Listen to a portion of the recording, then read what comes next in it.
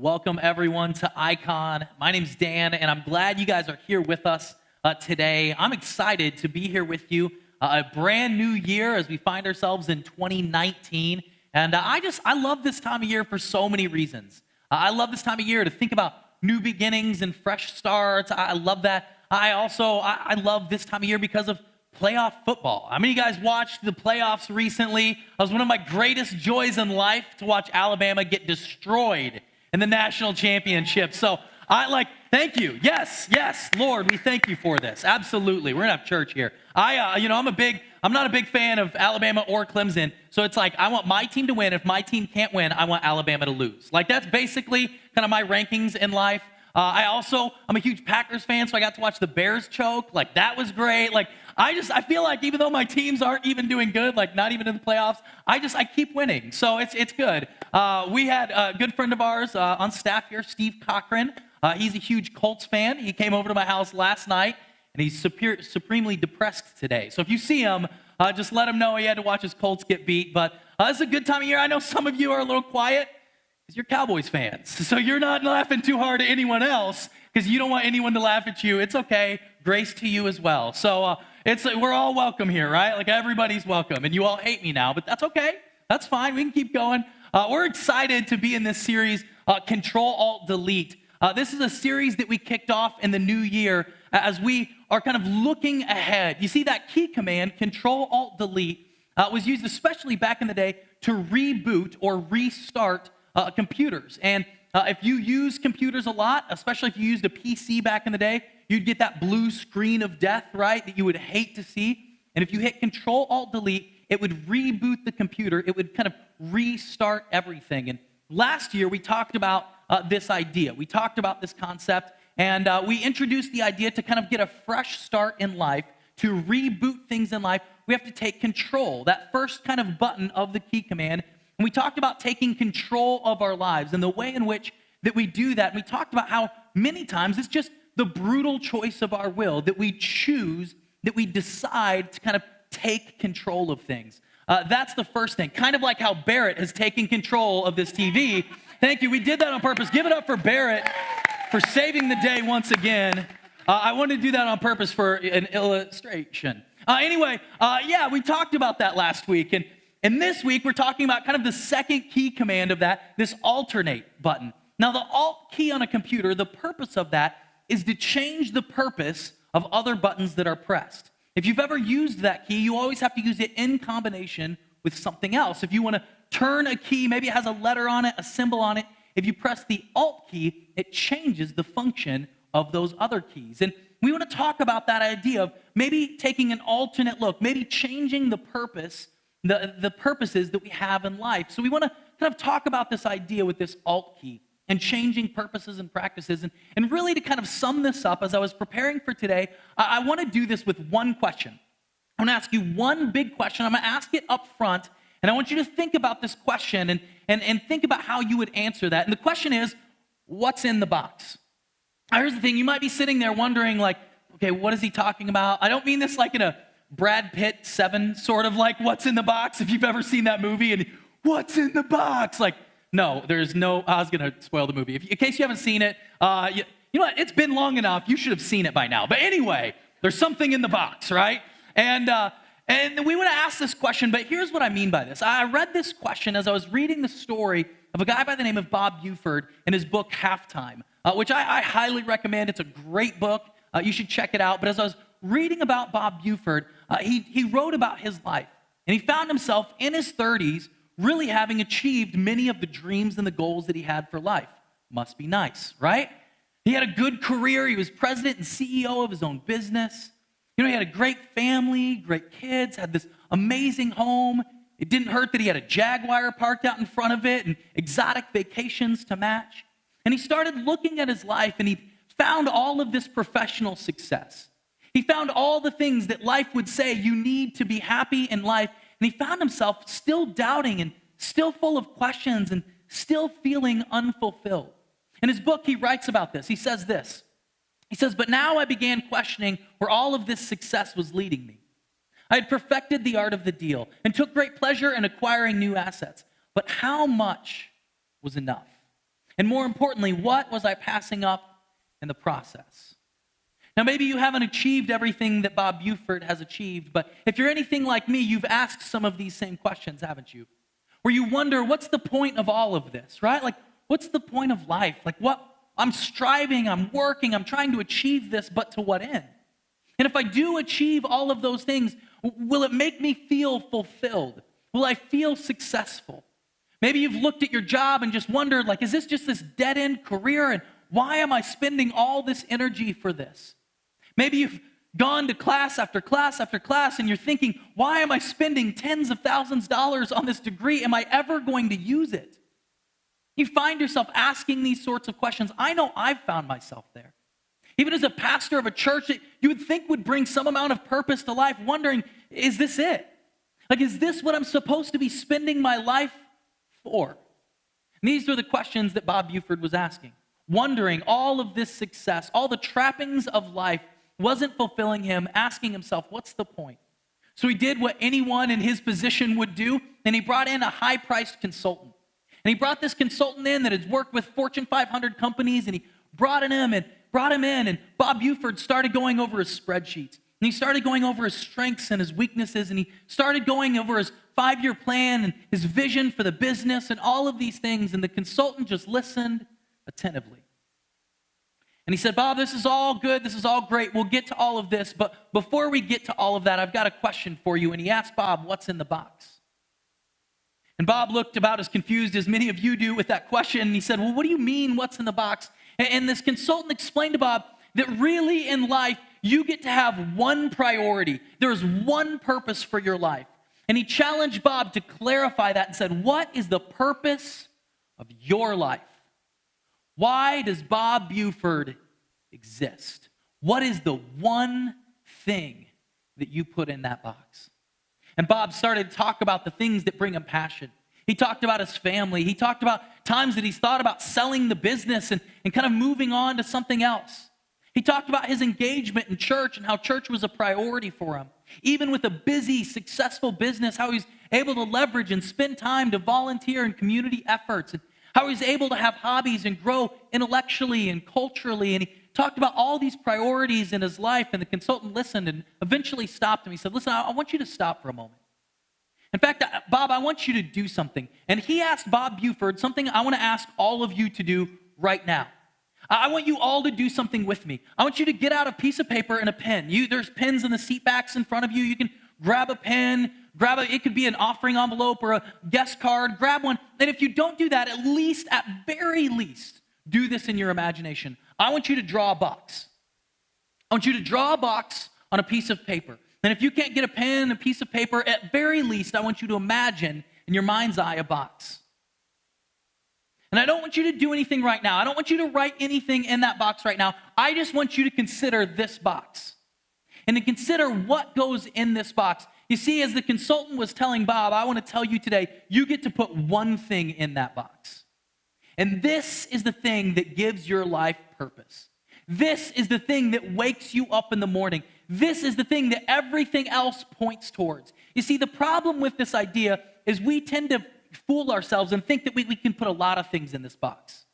That there can be several things. Well, I enjoy this, I love this, this is important to me, this is most important, but along the same lines as this, let me tell you something today. If everything is most important, then nothing is. Right? If like multiple things are, this is most important, family is most important, but technically I'm at church, God's most important, and you're like, all these things are most important. Listen, then none of it is. Then it's just all the same priority. And this consultant told Bob, what I'm telling you today, you get to put one thing in that box.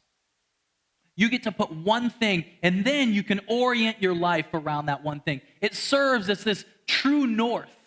You can take a compass and point everything and line everything up to that, and then your career points in that direction. Your family points in that direction. Your home, your vehicles, your time, your resources, your finances, everything points to that one thing that's in your box. So the question is, what's in your box?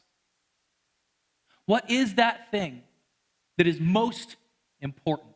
What is that thing that is the animating force of your life? And I want to challenge you to put something in that box. I want to present an opportunity. I want to challenge you to put something in that box and make that the most important thing. You see, today I want to challenge you to put a cross in that box.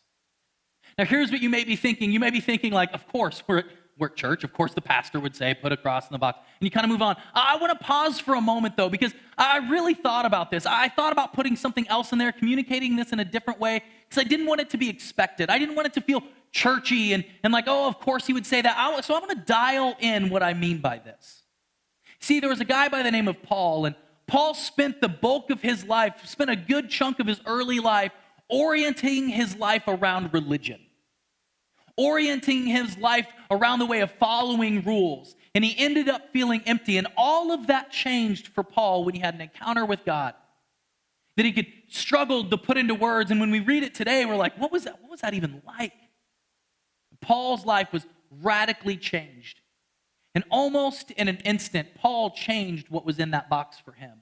You see, before it was religion, before it was following rules.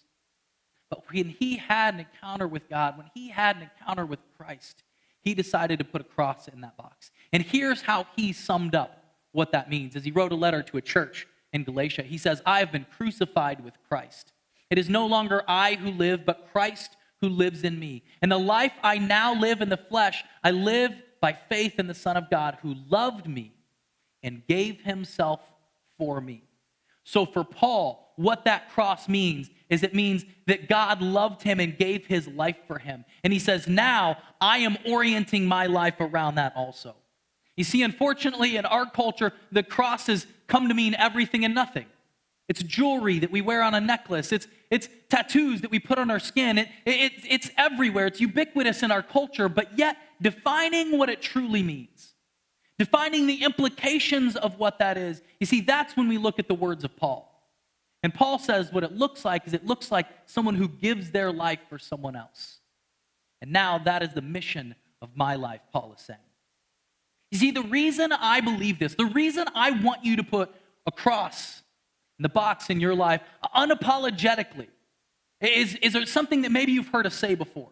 There's a handful of things, if you're a regular here at Icon, that maybe you hear us say over and over, and I'm glad, because I want you to get this in your mind. The reason I want you to put a cross in the box, the reason I want the way of Jesus to be the most important thing in your life, the animating force of your life, the reason you wake up, the reason you go to work, is I believe that following Jesus will make your world better while it makes the whole world better.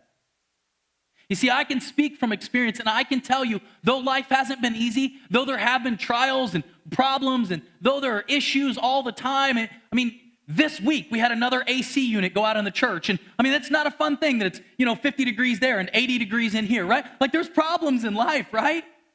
But I can tell you from my experience, it has changed my life for the better. You see, at the cross, what we found is we find even playing ground. What we find at the foot of the cross is the wealthy, most powerful person on the planet is on the same playing field as the most poor peasant living in a rural, developing world, because both of them are called to make sacrifices for those around them. Both of them are challenged to show love to the people around them.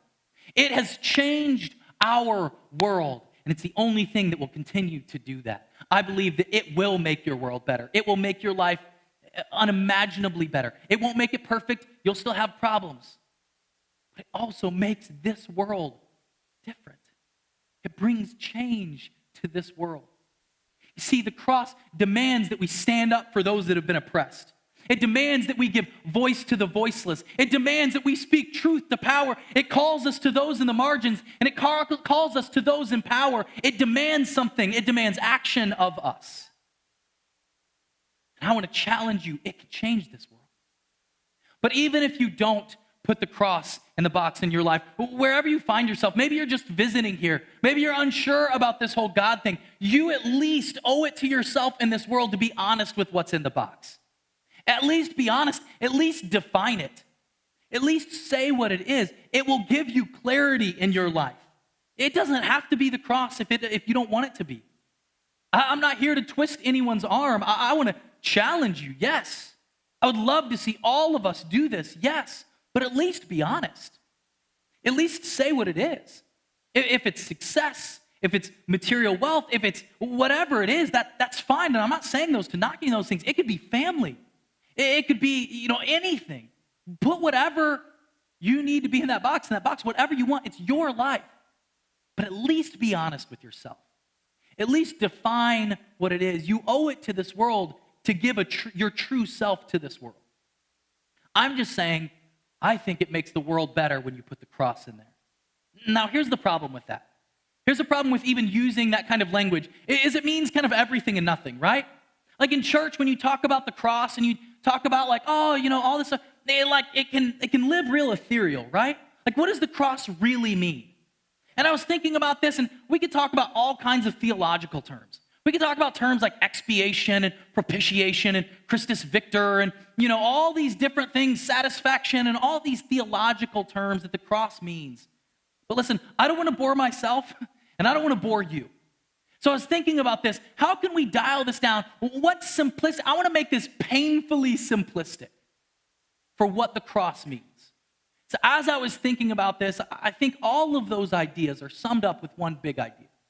That the cross equals love. That this is what the cross means.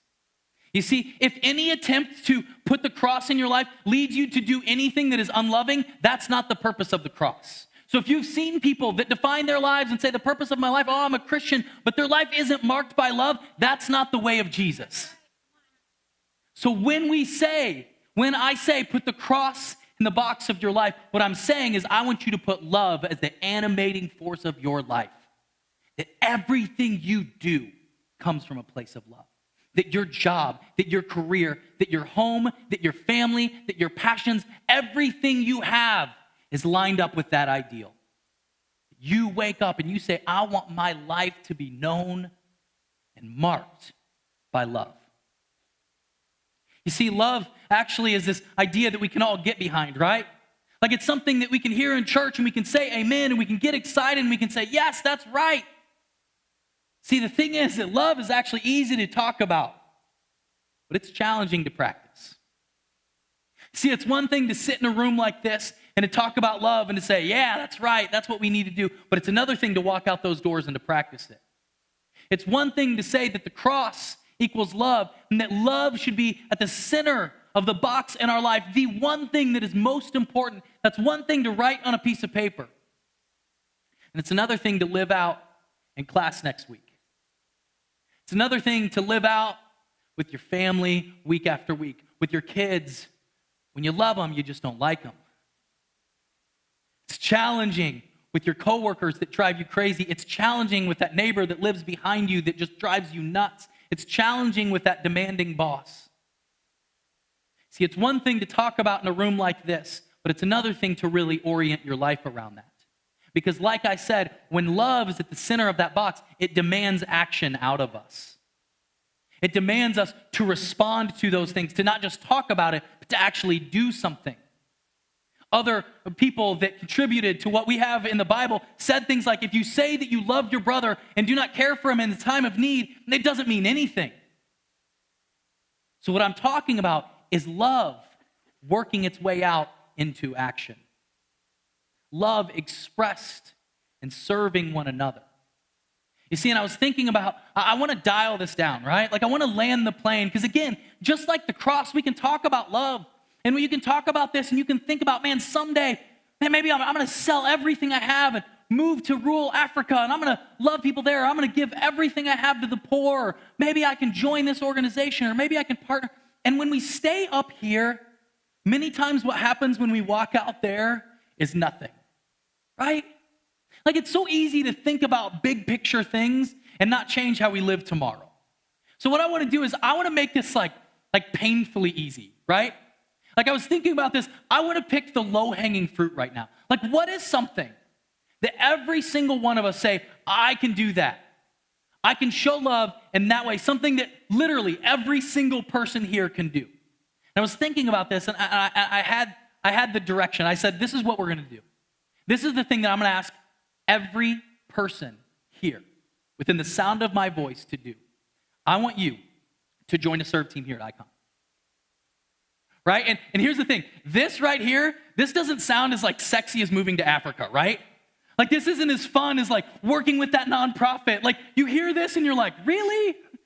Like this is the best you got? Like join a serve team? Like, okay, thanks, but no thanks, right? Like it's easy to discount something like this, right? Because it seems like really like just greet people in a lobby. Like that's the best you got. No. We're talking about something that's low-hanging fruit that everyone can do. And here's why I can stand here with intellectually honesty and say, no, every single one of us should do this, and this would make a difference. Because I believe the Icon Church, that you, right? Because the church isn't people, the church isn't a building, the church isn't me, it's people. It's all of you. We exist. I believe we've got a unique opportunity in our community. I believe as a church that we have a unique message that we can give to the people that come in these doors. You see, I want every single person that walks through those doors to know something when they come in. We want them to know that everyone is welcome because nobody is perfect and anything is possible. And I believe that we've created a community that communicates that. I was listening to a volunteer just last week talk about when she started coming to Icon Church. In fact, she came because of Night to Shine. And she said when she walked through those doors and she read that message, she thought, man, maybe this place would welcome me. Because I don't feel real welcome at other places, but if nobody's perfect, why I actually fit in there. And we have an opportunity to communicate that to every person that walks through here. The reason this is so important to me, the reason I'm passionate about, it's the reason we gave Icon the weird name that it has. Like when someone first told you about Icon Church, I'm sure all of you had the same reaction. Or if you read it online, you're like, oh, econ, right? Like what on earth is an icon? Like what is this? Why'd they spell it this way? Here's why we named it what we did. Icon is a Greek word that means image. And we believe that every single person is created in the image of God, and they have inherent dignity, and they deserve our love and our respect. Every person. And we want every person to walk through those doors to feel that love. And as long as I'm here, it will be my driving passion to create a community, to join alongside you as we show everyone love, regardless of what they believe, regardless of where they're from, regardless of anything in their life. We will show them that these people, that we love them, that is what we're about. And when we can animate our church in that direction, that in the box of our church is a cross. It's the love of God expressed in real, tangible ways to the people out there. It can change everything. See, our church year over year is growing at about 20%. To put that in context, like if you bring in like church people that are like smart church people, I guess, they'll say that a quickly growing church is about 5% a year. Guys, we need more of you. And the reason people show up, it's not because some guy or some woman standing up on the stage says something. It's not primarily because of the band. It's because of you. You want to know what most people say, most guests say? Man, I felt so welcome. I felt loved. I felt like they cared. Those are the things. It's not what's said so much as how people are made to feel. And it's for that reason. And it's because of the impact that I've seen in our community. It's because of the impact that I've seen around the world that I believe the local church is the hope of this world. Like you truly can make a difference in this community.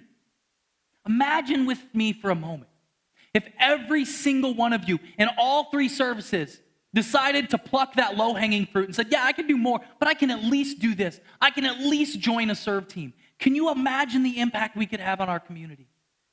You heard Kayla talking about, we're about to open up an entirely new eKids wing. We are weeks away from opening this. So we need more eKids workers.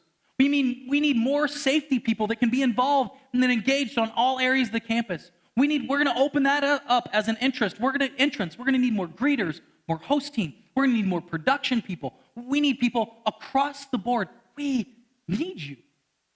And not so that we can just do our Sunday morning thing, like check off a box on some list. No, so that we can show people in our community what love looks like. We need you to join the team. Would you consider joining us in that mission? You might be sitting here and thinking like, oh man, I know Christians before that Yeah, they're involved in their church, but man, they're no different than the rest of the world. They have those same questions that anyone else does. They have the same questions that Bob Buford has. I get it. Quite honestly, I get it because I've been that person before. I'm not talking about where you show up on Sunday morning. I'm not talking about a title you give yourself. I'm talking about an animating force within your life. That love is the reason you wake up. It's the reason you do the job you do. That it drives everything within you. So if you'll do that, if you'll join us on this mission, this unique mission that God has given us, I believe it can change our community. I've seen it. I've seen God do it. I've seen marriages restored. I've seen families reconciled. I've seen people find purpose and connection, relationship, and community. I've seen lives be changed. There's tons of people in our community that need that. Would you join with us? Here's the thing, when you walked in, you should have received a card that looks like this. It's a card that just says, join a team. And if you didn't get it, the host team, they're going to be at the back, and they can get you one of these cards. I want to ask you, if you're not on a team, would you join one? Would you join the rest of us as we make the cross, as we make love the animating force of our life? The most important thing is we put that in the box of our lives. Would you join us in that? I want every single one of you to join a team. There's 4 different main teams. There's First Impressions and Creative and Connections and Family Ministry. There's tons of different breakdowns within them. But if you would consider joining us in that, would you take this card, write your name and your number and your email, check one of these boxes. And here's the thing, because we do things like this often. If you don't have great handwriting, if you're like me and your handwriting looks like your second graders, right? If that's you, please help us and either write very legibly, or if it was me, I would ask my wife to fill out my card because you can't interpret my hieroglyphics. Like whatever that is, write very clearly. And then on your way out in the lobby, we've got a serve team rally. There's different leaders out there. I want to encourage you to meet some of the leaders, talk about the different areas within creative team or within connections, where you can find a spot, and just try something. We're not asking you to make a lifelong commitment. Would you try? Would you just jump in and give something a shot? And you can take these cards on your way out. I know there'll probably be lines out there, so if you don't have time to wait out there and talk to someone, at least you can drop it. There'll be buckets in the back with the host team. You can just drop it there, and we'll follow up with you this week. But we'd love to meet you. We'd love to connect with you and find how we can find a good fit for you, find a way to utilize your skills, gifts, and abilities to leverage them for this greater cause. Would you consider, as you think about this series, this CTRL+ALT+DELETE series, pressing the alternate button in your life and shifting some of those priorities? As you consider that box that you drew and you think about, with intellectual honesty, what's really in that box right now? Honestly. Be honest with yourself and ask yourself, do I need to hit the Alt key and change that? Do I really need to put something else in that box? Would you join so many people around this place, decide to put a cross in that box?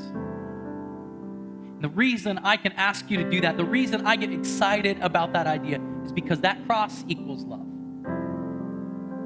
And that kind of love changes the world. It's happened before, and it's happening again. Would you join people around us in spreading that message to this community? We could change this place, but we need you to join the team with us.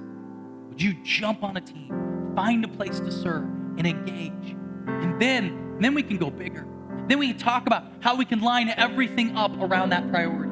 You can spend these next few weeks and think about, how can I leverage my job to this end? How can I leverage my home to this end? How can I leverage my resources? There's an amazing family in this church that they had this car that they weren't using, and they've leveraged that. Just this week, they passed it on to someone else, and there's just like this floating car that's serving so many people. How can you do things like that? How can you leverage everything you have for love?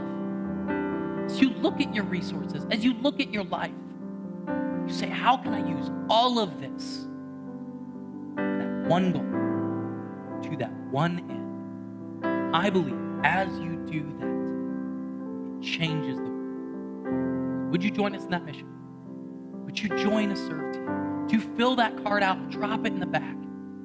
And then we get to, together, communicate that love to every single person who walks through those doors. Amen.